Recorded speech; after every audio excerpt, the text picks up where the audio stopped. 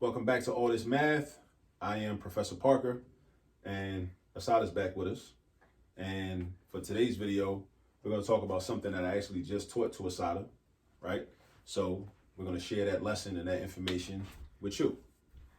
But before we get started, Assata, I want you to read out loud what I have on this hoodie right here. This is one of my favorite hoodies. Read it out loud for the people. Shout out to HBCU grads just because. Okay. Now, Assata, tell the people what an HBCU is. Historically black college or university. Okay. All right. Now, do you know any people that graduated? Do you know any HBCU grads? Since this hoodie talks about shouting out HBCU grads, do you know any HBCU grads? Yeah. Who you know? You went to Morgan, then you went to Lincoln. True. My Aunt Biba, she went to Howard. Where's Howard at? Washington, D.C. Right. My Aunt Big Neef, she went to North Carolina, A&T. Where's that at? Greensboro. Greensboro what? North Carolina? Yeah. Right. Because it's North Carolina in the name, obviously. Right? So, this type of paraphernalia is important to me because HBCUs have produced a lot of intelligent people that have done a lot of work and continue to do work to advance our race and advance our people. Kwame Nkrumah, Osajifo, the great redeemer, right? Kwame Nkrumah, one of the greatest Pan-Africanists to ever live, attended Lincoln University, right? Which is where I got my master's degree from, right here in Pennsylvania. Also, Nnamdi Azikiwe, who was Nigerian, who came to the United States, right? And after he attended Howard, he went to Howard at first and then transferred to Lincoln and graduated from Lincoln, right? Before going back to Nigeria and becoming the president of Nigeria at one point. Speaking of Lincoln, what's the question that you asked me earlier? Because I talked, right. Oh, hold up. Matter of fact, Ella Baker. I mentioned Ella Baker. Ella Baker went to Shaw University. You don't know where Shaw is, do you? No. That's in North Carolina. Shaw University is in North Carolina. Ella Baker went to Shaw. I was telling you about Ella Baker, and I was like, she was one of the lead organizers of SNCC, which stands for the Student Nonviolent Coordinating Committee, which was a civil rights group in the 1960s. And she, organized, a lot of people. And then, when I mentioned that, you asked me about what group? What group did you ask me about? The Black Panther Party. Right. You asked me if any members of the Black Panther Party were HBCU grads. And I don't think that they graduated, but the first people that came to mind was Erica Huggins and John Huggins. And rest in peace to John Huggins, by the way, right? Because he was murdered a long time ago out in LA. We should probably do another video about that. But at any rate, yeah, so they attended Lincoln before leaving and then going out west to join the Black Panther Party for self-defense. So I'm glad you asked that question because that was an excellent question. Yes, because so HBCUs have been influential. Oh, matter of fact, H. Rap Brown, Imam Jamil Al-Amin, who was also an honorary member of the Black Panther Party, I want to say, around the time that Kwame Ture was. I forgot to mention Kwame Ture. He also attended Howard, like your Aunt Biba. You knew that, right? No. I'm not doing my job. You should have knew that. All right, well, at least you know now. All right. So, yeah, but anyway, H. Rap Brown, Imam Jamil Al-Amin, who is currently a political prisoner, he attended Southern University. I don't think he graduated from Southern University, but he attended Southern University. And I believe he was an honorary member of the Black Panther Party around the same time that Kwame Ture was made an honorary member of the Black Panther Party at a certain point in time. All right, so now that we talked about HBCUs a little bit and a little bit about our history, now let's talk about solving proportions. So like I told you, I just taught Assata how to do this while I was teaching this skill to a homeschool group that I work with twice a week. I wanted to actually create this video really primarily for them so I could post it to our Google Classroom. And then, but you can benefit from it also, whoever you are out there watching this. So Assata, look at number one. This is a proportion, right? Because a proportion is just a minimum of 2 fractions that are equal to each other, right? Yes. All right, so if I want to solve a proportion, what does that mean? Like, what am I actually doing when I solve a proportion? What am I doing?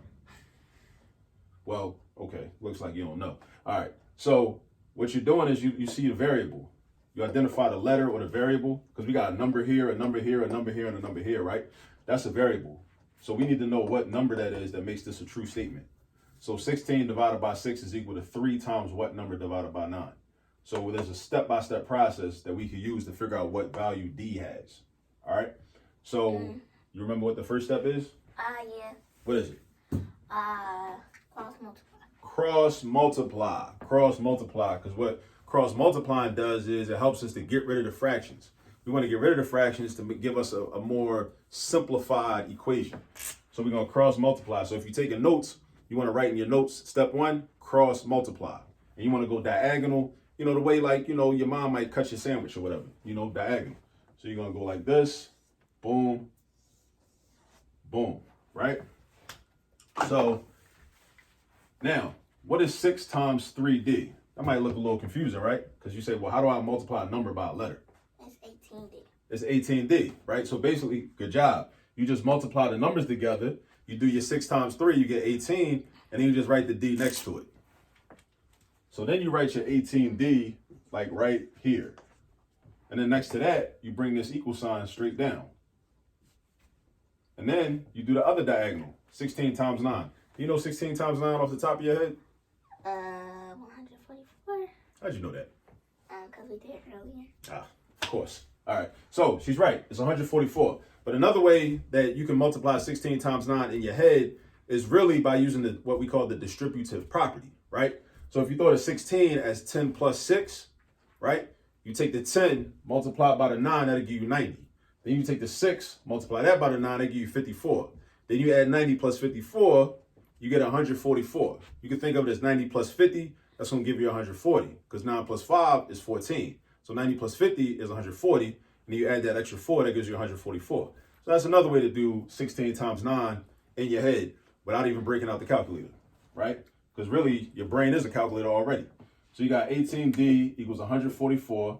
Now, we just did the first step. We cross multiplied. What's step number 2? Divide. We're going to divide. You divide by the coefficient of the variable. You divide by the coefficient of the variable. So the coefficient is the number that's connected to the variable. This 18 is connected to the variable. So you divide by 18. Now, why do you divide by 18? Because you want to get rid of 18. Because when we solve an equation, any type of equation, no matter what the equation looks like, when we solve it, what we're doing is we're isolating the variable. We're getting the variable all by itself on one side of the equal sign, whether it be the left side or the right side, it don't matter.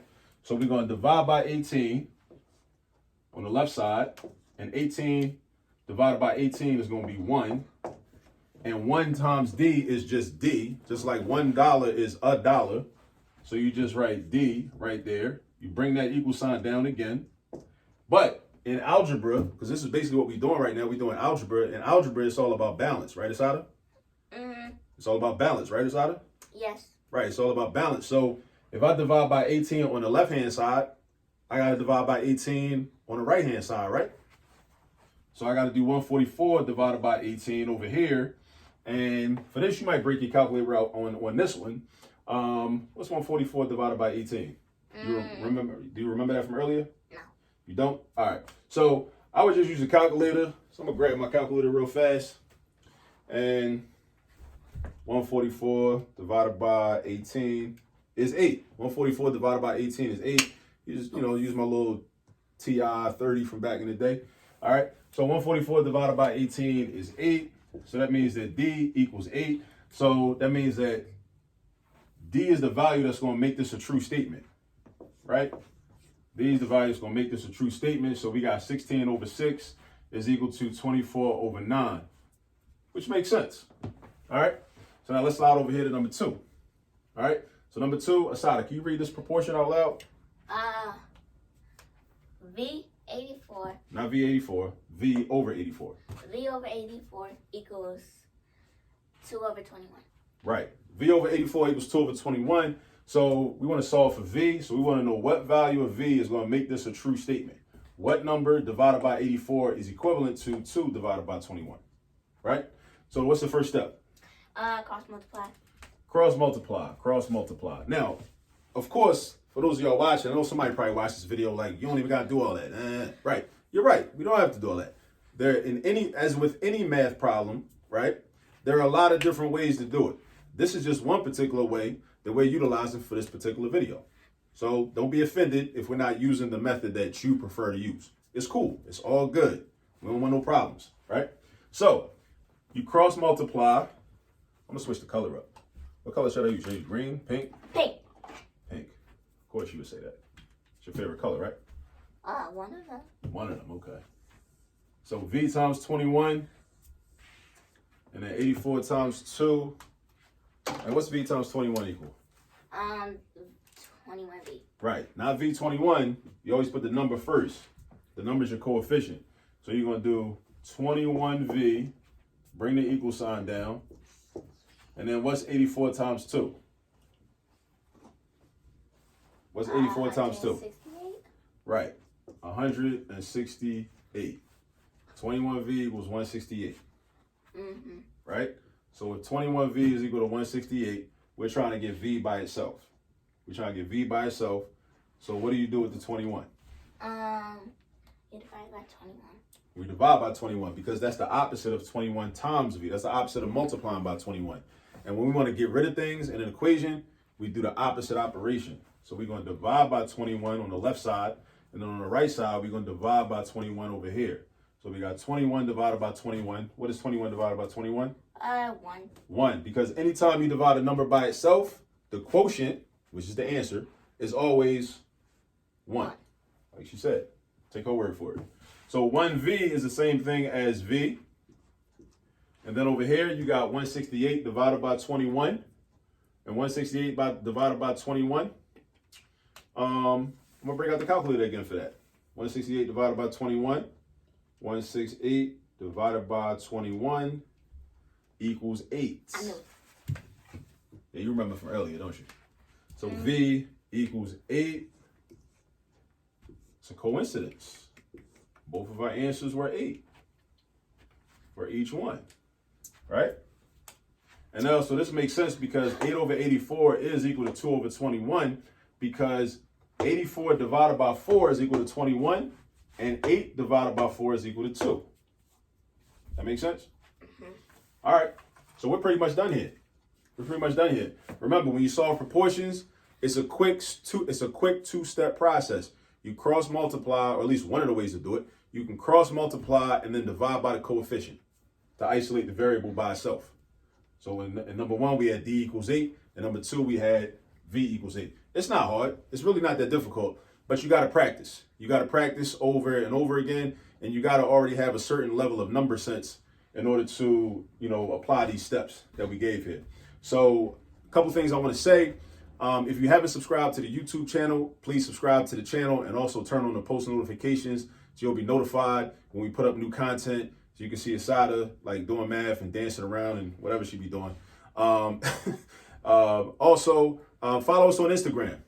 We're on Instagram at All This Math, just like on YouTube, All This Math, or at All This Math on YouTube, at All This Math on Instagram.